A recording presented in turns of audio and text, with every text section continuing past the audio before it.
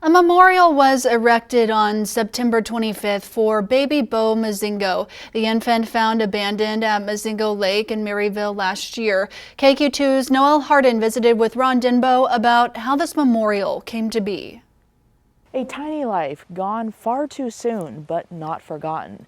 Thanks to generous donations from Maryville and beyond's community to erect a memorial for baby Beau Mozingo, the infant who was found at Mozingo Lake in May of 2024. A case that shook Nottoway County as law enforcement found an abandoned stillborn infant in the woods of Mozingo Lake. A memorial service was held in June of that year, but it wasn't until this year that his headstone was erected due to the investigation. Ron Denbo, funeral director at Meyerhofer Funeral Home, grew attached to the little guy and soon took responsibility of creating this monument for him. This is one of the first cases that out of 35 years I've ever seen like this, where he was just disposed of in the woods, and it was heartbreaking just knowing that he didn't have a chance. Denbo took charge of the monument's design, with it featuring 3 building blocks and Beau's hand and footprints enlarged from his autopsy scans. Written alongside his name are the words, "Nottoway County's loving angel." I'm hoping that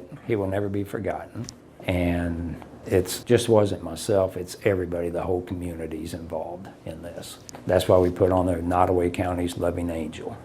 He belonged to everybody up there, and I honestly believe one of these days, when our time comes, we'll be able to give Beau a hug.